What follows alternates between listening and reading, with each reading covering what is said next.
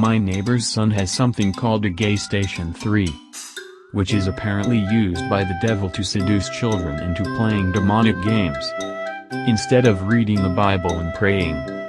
This Gaystation is also proven to inherently be a device of sinful pleasure and revelry, often encouraging our impressionable children and teenagers to become spiritually brain-dead bisexuals, by reinforcing sin-laden stereotypes, such as enabling millennial to believe in culturally promoted life such as evolution, teaching them to distrust proven biblical doctrine in favor of pagan liberal concepts such as science and non-religious supported philosophy.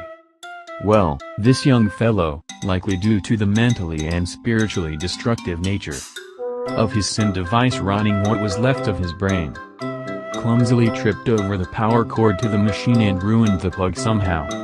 So, naturally mommy comes to the rescue and wants to get him a new one. She asked me if I would go to GameStop for her since her favorite soap opera, The Bold and the Beautiful, was on and she just had to know what was going to come of some tramp on the show. Since it is a short walk, I decided to do her this favor. Well, when I walked in GameStop I was accosted by some acne-ridden 17-year-old who asked if I was a member of their club. I informed him I was not, nor was it my intention to be, and I asked for the power cord I required. He began explaining all the benefits of the loyalty program, none of which, as a God-fearing man, appealed to me. Behind him on the television machine played a video demonstration of one of their newest games, where the player is subjected to assume the role of a morally damned pair of assassins, terrorizing the innocent, largely Christian city of London. This in of itself was appalling enough to behold.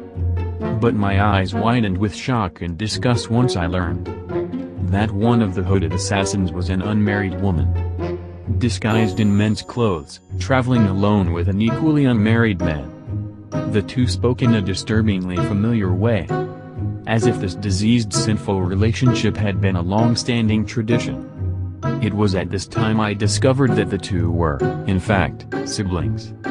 While it is not unheard of for a brother to act as a companion to his sister, tempering any potentially reckless behavior on her part, as well as safeguarding her purity from those with sinful devilish desires, this, sadly, was not so righteous a cause. After more demonstration, it became increasingly clear to me that what I was witness to was, in fact, one of the most sinful, deplorable examples of the sickness that is the video game industry, and once again raises the question as to why we continue to allow its existence in the first place. It became evident to me that this was a relationship far more loving than I had presumed. The two hell-bound atheists were also incestuous lovers, pleasuring each other with their company, both in public on their murderous expeditions, and in bed together. Thoroughly repelled by what I witnessed, I turned back to the speckled youth standing behind of the counter in front of me, and I told him that a healthy session of Paperboy on the Nintendo was as far as I would ever venture into gaming, and I would not set my hands on something as sinister and wicked as this Assassin's Creed game. He chuckled. "You're kidding, right?" he asked. Insulted by this direct attack upon my faith, I now demanded the power cord. And as he went to retrieve it, I looked around at the boxes of games displayed everywhere.